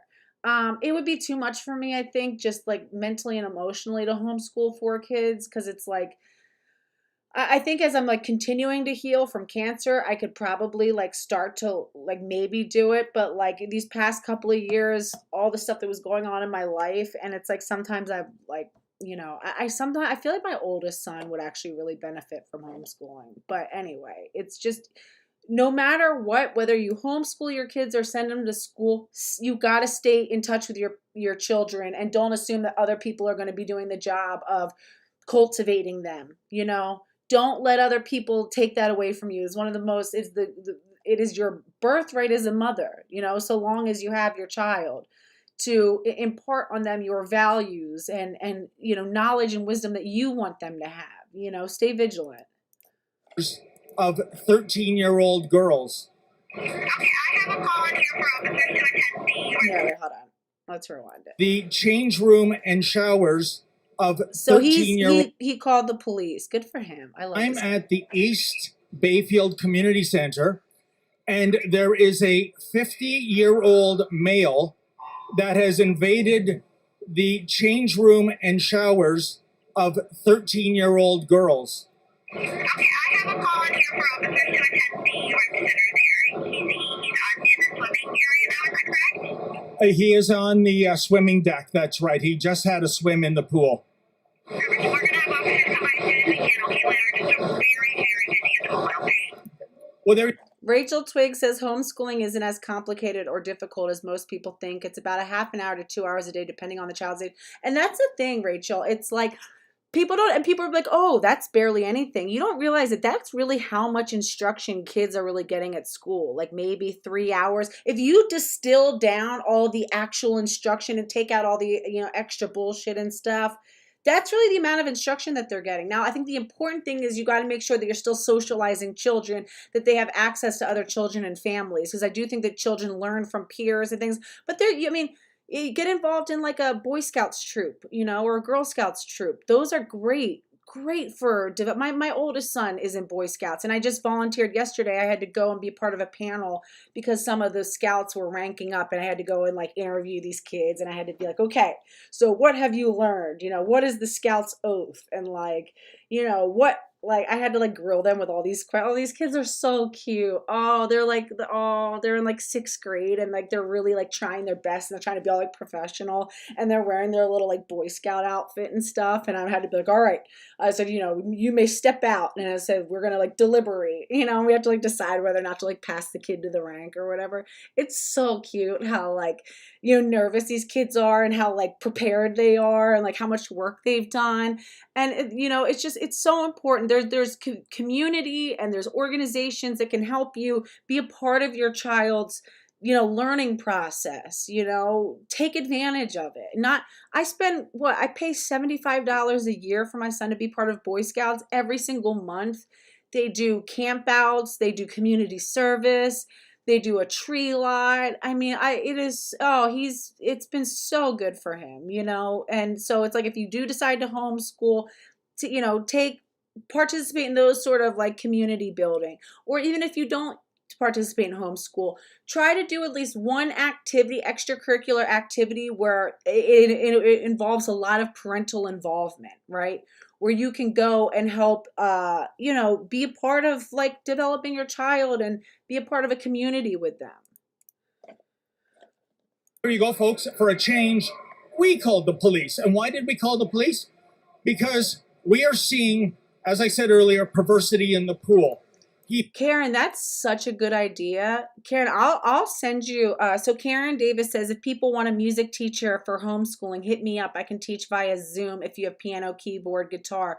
Also, Karen, there's a really cool thing where you can create basically like a e-course. So you can like sell it, where you basically can like pre-record a bunch of your own videos teaching something, and you can have your own like quizzes and stuff, and you can sell it as like a class where they buy it and they get access to all the videos and stuff that you've testing. And then you also have it where you log in. I think it's like however you want. So say you just did it on Mondays, where Mondays they come in and they be part of like a live chat or a live like video thing where they like interact with you and whatever. There's a lot of really cool ways to be able to help teach kids virtually and to create coursework for kids like that. I think that's really cool. He has absolutely no right, according to the world governing body for swimming, that would be World Aquatics, to be swimming with biological females, let alone biological female minors. And yet it's being tolerated. And as you saw, the people running this community center, the cowards wouldn't give their name.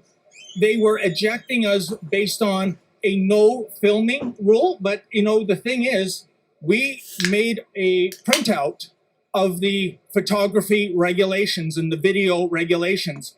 And essentially, it's not to publish unflattering shots, anything of a sexual nature, and of course, not to go into change rooms, bathrooms, and showers while filming. Isn't that interesting? They don't want a camera going into the shower that a 13-year-old girl is in, but if you're a 50-year-old male with your wedding tackle still attached, that's equity, diversity, tolerance, and all the rest of that rubbish. This is the crime happening here. We just watched Nicholas Cepeda swim against 7 other competitors. And guess what, folks? This gender-bending grifter came in 6th place. That's right. Swimming against teenage girls.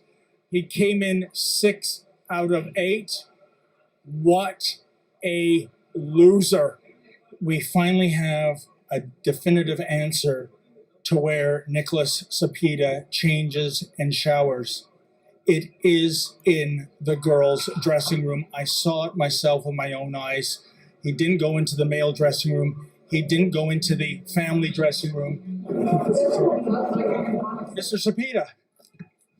So it's so true. The point that he made. So now he's following him. Good. I love this guy. Is awesome. I want to follow him on Twitter and like reach out. But it's such a good point. It's so the only actual, and again, people will make up stuff like, oh, you can't film in here. That's not true. That's not. Always ask to see, and I always do this. Anytime I get told something, I always ask to see the policy, right? Ask to see the policy, and then sometimes the tune will change, and it's like, oh, well, and then you realize, yeah, you're just bullshitting me. But like he said, the policy was just that you can't bring in cameras into the changing room, which is totally reasonable and a good rule. But it's not that you can't record the actual sport as it's happening in the event.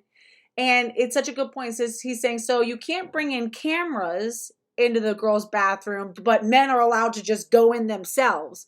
So as long as they're not recording it, they can go in and see the thing for themselves. And, who knows, maybe get a girl alone somewhere in the back, during an off hour.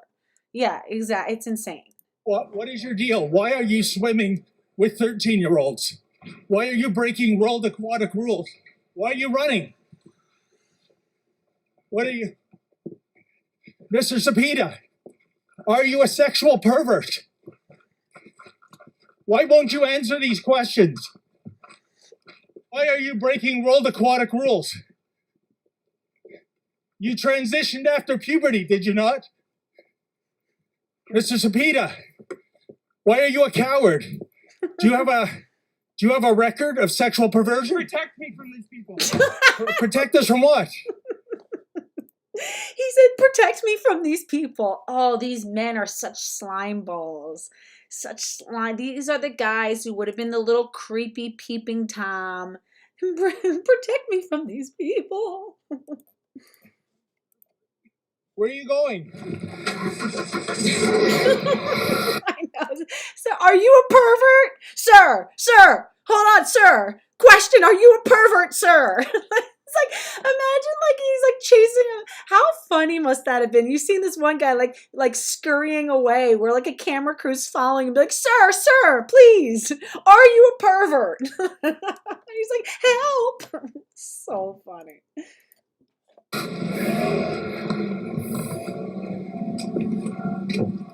But do you think it's appropriate? A 50-year-old man competing and changing and showering with 13-year-old girls? No.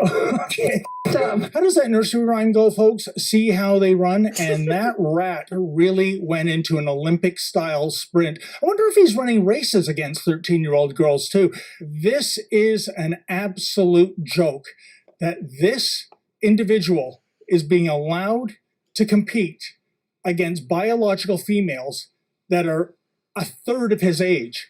And this is on Swim Canada. This is on Swim Ontario. And this is on the Barrie Trojans Swim Club as well for being a... Oh, God. I'm like totally off schedule. I got to leave in a little bit to pick up my kids. All right, let's hurry up. All right, that was so good. He rocks. Follow him. All right, really fast. Let's see. I wanted to show... Oh, it was cool. I never saw this, but where was it? Oh yeah, this. Riley Gaines heard Kelly J. Keane yelling, "That's a man, during the NCAA, and it was cool because Riley Gaines heard it. So she said, "Icon and a hero," referring to Kelly J. Keane. She goes, "I remember being on the pool deck hearing this, and we all felt at ease knowing someone else thought so too. Unfortunately, we continue to be scared to say it louder than a whisper to our closest friends out of fear of what would happen if we did." Kelly J. Keane says, "I'm so pleased you heard." That means everything, and especially as we're becoming like elders, you know. It's like I'm 35, but it's like still as we become elders, as we like move towards being the elders in society, we've got to be the big sisters. We've got to be the aunties, you know, we've got to be the mama bears. Like we've got to be there for younger girls and like show them that it can be done, you know, and let them hear us, let them hear that somebody's advocating for them. It means everything. And now look, after this, you know, young woman, Riley, heard Kelly J. Keane's, I'll bet you anything that put into motion so much of what Riley is doing right now. You know, a spark can create a wildfire. Truly, you know, be that spark. And I met Riley Gaines in August of 2022 when I went to Our Bodies. So that's what this is from, the Our Bodies, Our Sports. Whoops. Oh, sorry. So that's what this is. So this was our original, when we originally were protesting Title IX. I went to Washington, D.C., and, you know, I met Taylor Silverman, who was a female skateboarder. I met Riley Gaines. We saw a lot of really amazing women coming together to stand up. So, hear me now? Are we back on? Sorry. When I walked over there, I like kicked my internet. I shouldn't have even, that's so dumb. I like kicked the internet and unplugged it. So I think it should be working now. Can somebody say something? Okay, here we go. My bad. All right, we're back. I'm sorry. I messed up my internet. No, it's better. Sorry. No. Why does it still say that do people still think it's done? Hold on. Can you guys see me? Can you hear me? No. Let me see. Oops. Let's see. Oh, good. No, you guys can hear me. Okay, we're good. Okay, good. Sorry. Sorry. I kicked my internet. All right, really quick. Yeah. Here's the counter protest. Formidable squad, y'all. And we got the Tim and Fern. Okay, so again, this was in Washington D.C. and this was the Title IX protest. So it was Our Bodies, Our Sports rally, and we had Riley Gaines there. And again, this was just as she was developing her voice and has gone on to do so many things. And I met her, Taylor Silverman, and a lot of other really remarkable women. Women's Liberation Front was there. Save Women's Sports. So it was great. Oh, guys. Hello.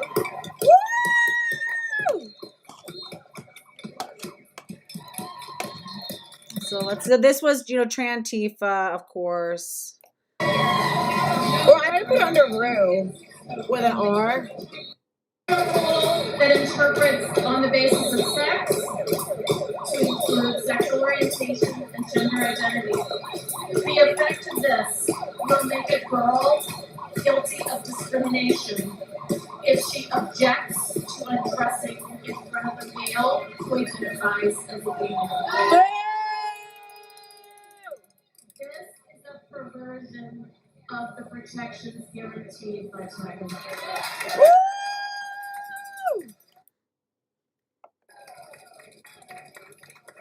This is Taylor Silverman, I think. Oh, no, let's see. Oh, no, it's not. Guys, it has been so special to be with you today and to talk about something that has been such a huge part of my life and to stand here with. It was cool to see all the women get together who spoke. Truly, the more courage these guys have to speak, the more courage they give the rest of us and so many young women. So I'm so thankful for them. Give them a huge round of applause. Look, there's Riley right there. And also to Victoria Coley and Elizabeth too, who made, not to engage in harmful stereotypes, but got all these women here on time and across the stage. Thank you guys. So look, there's Riley right here, and she's standing next to Taylor Silverman, who was like a professional skateboarder. Let's see. Yeah. Working through the pace. There's Connie. What? There's Connie. I love Connie so much. Definitely. Where's Jenny? Can I steal one too? Thanks so much. Awesome. Here's Jen afterwards. Look at Jen. I love Jen. Oh, I love Jen so much.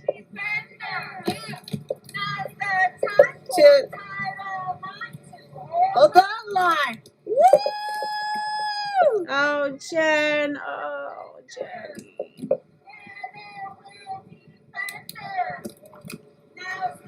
Time to Title IX to hold the line. Oh, I love Jen's moving for like a little bit. She's moving to like Asia. Oh, I love Jenny so much. Oh my God.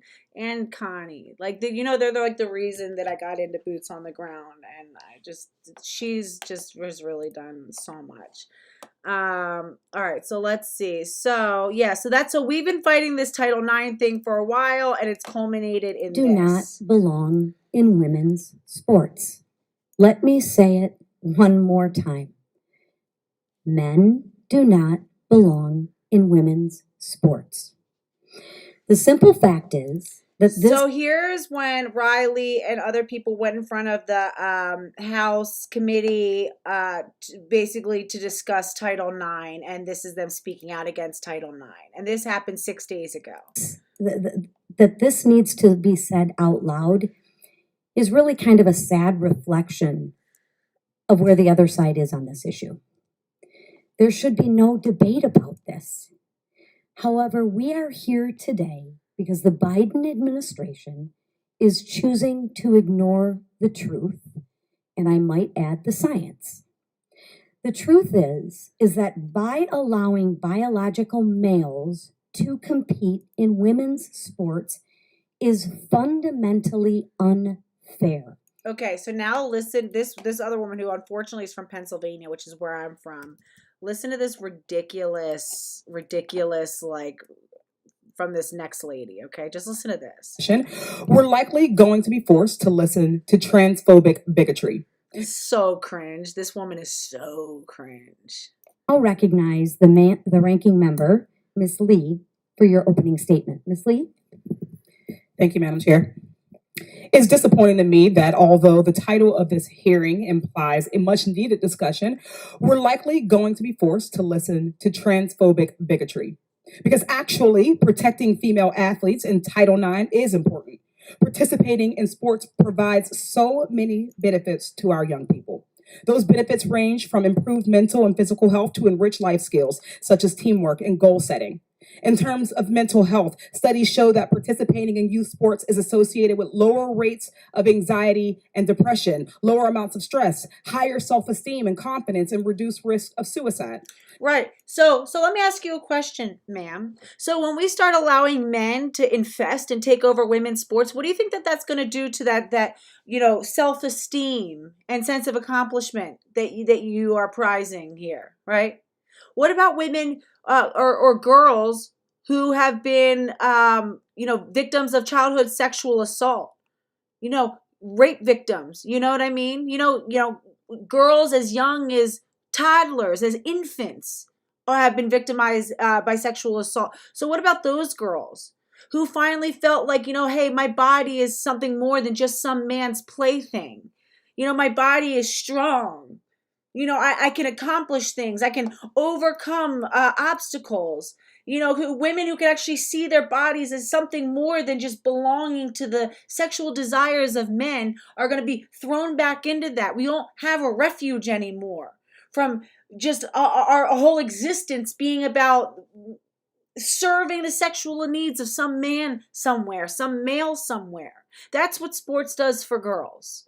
It keeps them healthy. When girls who are sexual trauma survivors stop joining sports teams because they don't want to have to undress in front of a male, because they don't, or girls who have low self-esteem, who grew up being told that they're not good enough, or they're too stupid, or they're too slow, or they're too fat, or they're too weak.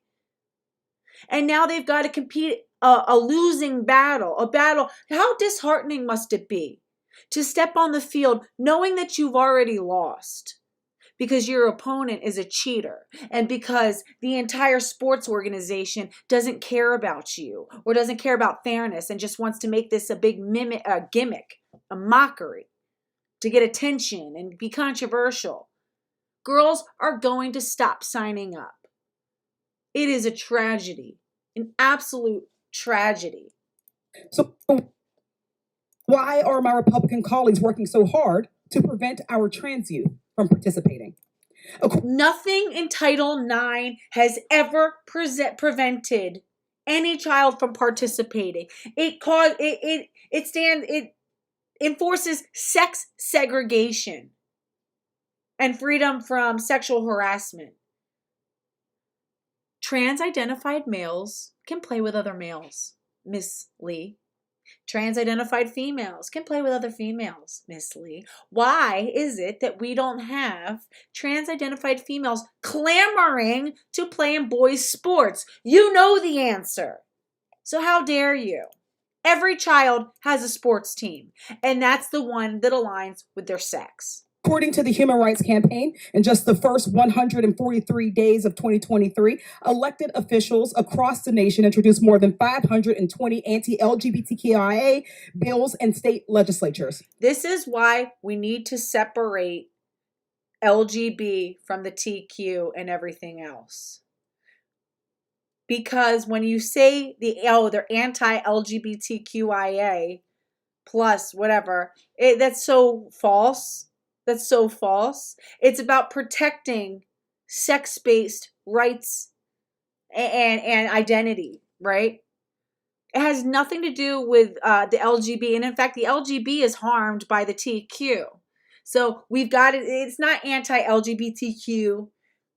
Okay. It is anti-trans and queer. And I'm sorry, but it is. And it's like, It's because none of it makes sense. It's not based on an occult belief.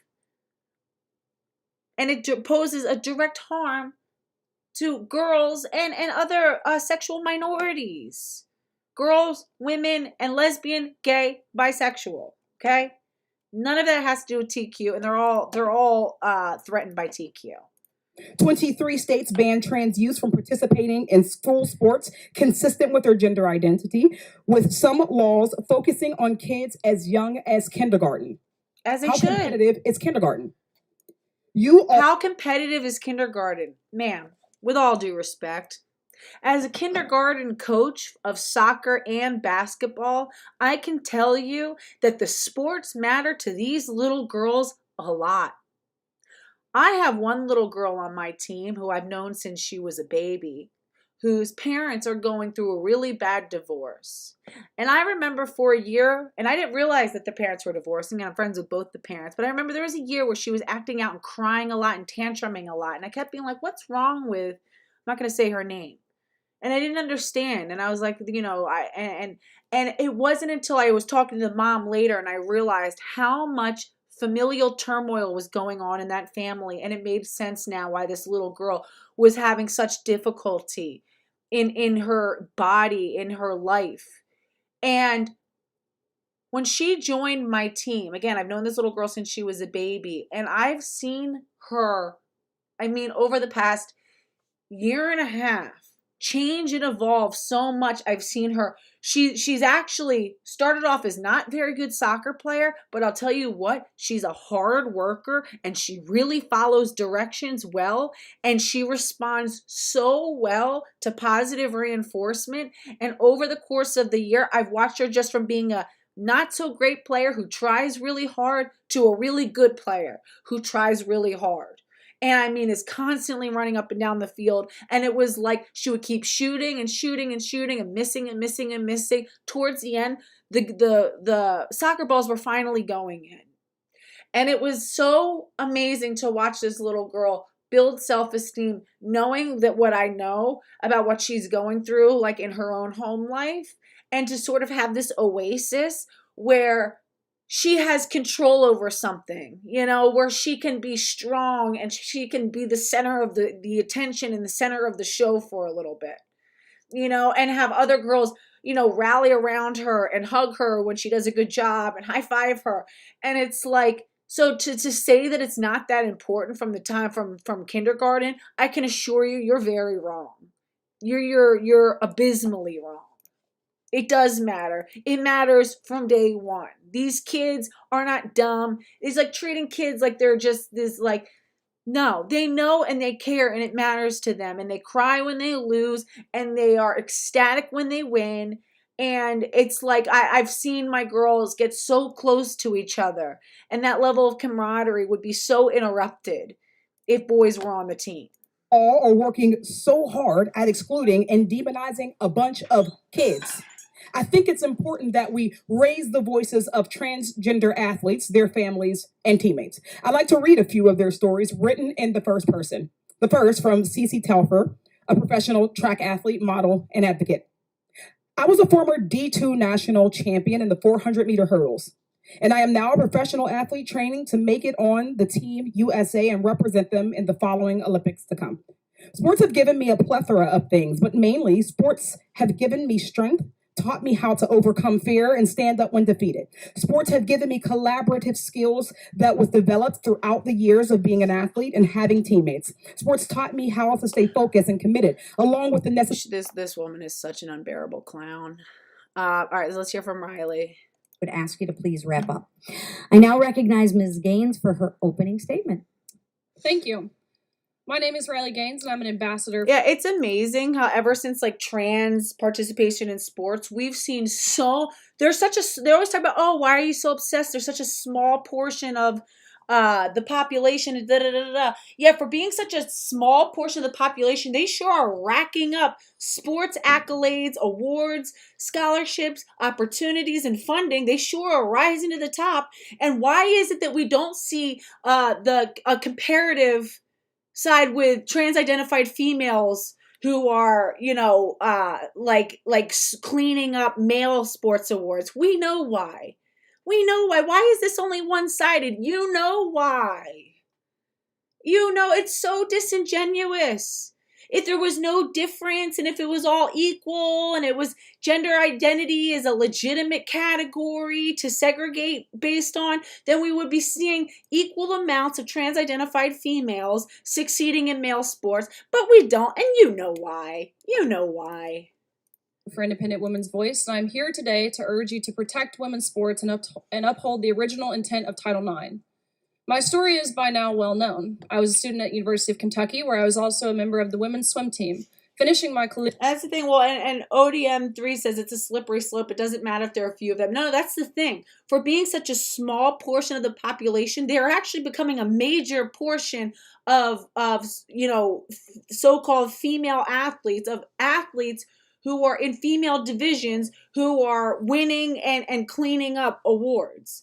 It doesn't make sense, right? It just doesn't make sense for, the proportion that they are in society, how much that they're already accomplishing. Collegiate career as a 12-time NCAA All-American, a 5-time SEC champion, still the SEC record holder in the 200 butterfly, making me one of the fastest Americans of all time. In March of 2022, female swimmers from around the country and I were forced to compete at NCAAs against Leah, formerly Will Thomas. We watched as this male swam to a women's national title, beating out the most impressive and accomplished female swimmers in the nation, including Olympians and American record holders. Come on. Despite tying down to the 100th with Thomas in the 200 freestyle, I was denied the trophy because the NCAA claimed... Hold on for 1 second. Give me 1 second. All right, my bad. I'm back. Sorry. And it was necessary for Thomas to hold the trophy when photos were being taken. It was clear to me, my teammates, and my competitors... Oh, wow. Did you hear this? Hold on. She's talking... Wow. It's all a gimmick. Hold on. They had reduced... We watched as this male swam to a women's national title, beating out the most impressive and accomplished female swimmers in the nation, including Olympians and American record holders. Despite tying down to the 100th with Thomas in the 200 freestyle, I was denied the trophy because the NCAA claimed it was necessary for Thomas to hold the trophy when photos were being taken. It was clear to me, my teammates, and my competitors that they had reduced everything we had worked our entire lives for down to a photo op to validate the feelings and the identity of a male. But that's not all.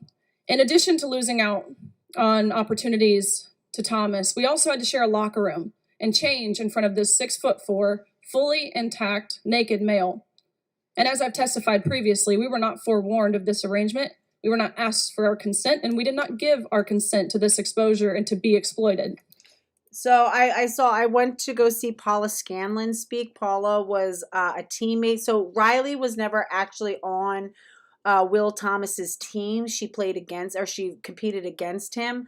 But it's an individual sport, so it's like it doesn't, even being on the same team, you're still competing against each other. And there was a woman named Paula Scanlon who swam for UPenn, and she said that basically the way that they were told that this was going to happen was they called in a meeting, I think with Will Thomas in it, and the coaches basically said, this is happening. This, Will has transitioned to a female, and he's going to be joining the females swim team. And, there will be, there will be therapists available basically to help you be okay with being violated, and they're like, all right, thank you. And then he joined, they didn't open it up to questions. And it's like, she said it was so awkward that they had Will in the meeting. So it's like, no one felt comfortable expressing how they really felt. And they were just like, put on the spot. And then they just had to go change and go now start swimming with this guy, right? And they weren't allowed to ask anything. And they basically said that if you say anything, it'll negatively impact your career. They threatened them, right? They threatened them, and they said all of these things that basically warning them against speaking to the press and saying that they would seriously regret it. And I heard Paula speak. Sports has been such an important aspect of this to me. I mean, it all is, but it's so horrific. Unfortunately, Thomas was not a one-off. Across the country and in various sports, males are entering women's athletic competitions. No, it's not even emotional blackmail. It's literal blackmail. Hey, it's like literal blackmail. It's like, if you do this, you know, your life will get ruined. It's sick. Being given spots on women's teams and being granted entry to our locker rooms. There are numerous documented instances of males competing not just in women's swimming, but also in women's track, cross country, basketball, volleyball, field hockey, and other sports at all levels of competition. This issue is incredibly underreported for various reasons. But common sense Americans know intuitively this is not fair to women. And science, of course, supports that instinct. In fact, studies consistently show males have about a 10 to 12% athletic advantage over females. This gap is evident in almost every sport and at every level of competition. Yes, hormone therapy can narrow this gap, but it cannot close it. And studies consistently demonstrate that surgery and testosterone suppression do not reduce male athletic performance to normal female levels. You know what? You want to know why? And this is why I get mad. Even the whole, you know, while the swim association, the international, like, you know, swim and aquatics, whatever, was correct, and I'm glad that they took steps towards eliminating male participation in female sports.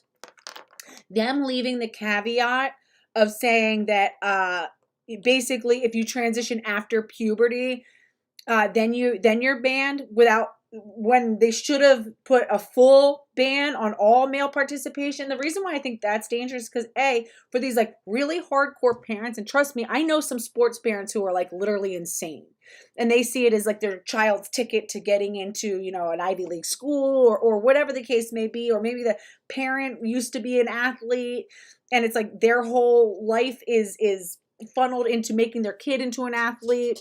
Like we saw like the Ball brothers who all made it to the NBA because their dad was like crazy. But like, the reason why that's dangerous is because I think that some parents will be, you know, encouraged to transition their child prior to puberty, getting them on puberty blockers. Also noting the fact, and this is what people need to understand, okay? The first puberty happens in utero at around week 20.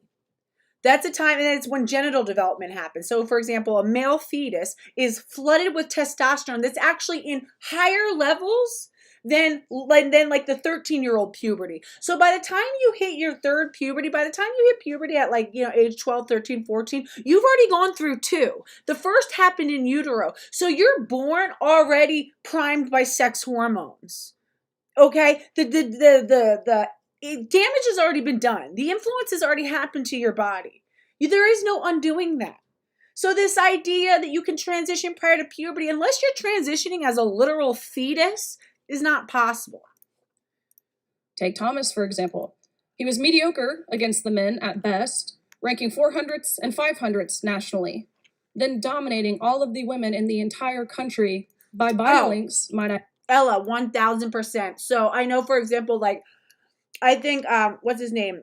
Will Thomas purposely threw a couple of the meets to sit there and pretend that like, oh, see, I don't dominate every single time to make it not so obvious. He absolutely intentionally lost a few meets to make it look more realistic. And I had done, so they took down one of my live streams. I did like a really in-depth live stream on Leah Thomas and the coach and like going back, that got taken down. And I'm so mad that I didn't have that one backed up. That was a really important one because it really talked about how much the coach had been coaching for a long time, was real obsessed with winning, and we were hearing all these different accounts about how like competitive he was. And UPenn, nobody was checking for UPenn swimming. I mean, they hadn't done well in, decades, generations practically. And it was like this one opportunity. So I really believe it was like a collusion between the coach and the parents, and then Will, who clearly seems like he's on the autism spectrum, but he's not exempt. He obviously, if he's at an Ivy League school and he's able to, you know, succeed academically, he's clearly with it and he's an adult. I think that they all sort of colluded to sort of put UPenn women swimming back on the map, and he just wanted to win. I mean, it was so obvious. I add, in a matter of a year. Not only do women have to worry about losing opportunities and being exploited in locker rooms, allowing men into women's sports also puts girls at greater risk of injury. Right. In September of last year, North Carolina high school volleyball player Peyton McNabb suffered serious injury after a trans-identified male player spiked a ball at her head, rendering her unconscious. Peyton experienced extensive trauma to her head and neck and long-term concussion symptoms. Still to this day, a year and 3-ish months later, she is still partially paralyzed on her right side. Jesus Christ. Her vision is impaired, her memory is impaired, and she isn't playing college sports like she had dreamed of for herself. Just a few weeks ago in Massachusetts, a male player on the Swampscott High School field hockey women's team injured an opposing player with a shot to the face, sending the female athlete to the hospital with significant facial and dental injuries.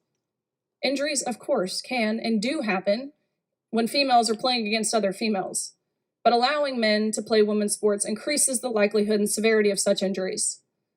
That's one of the reasons why, for 50 years. Oh, so I'm sorry. So yeah, like it was Glass Cat says also, what's the point of saying it doesn't matter in kindergarten?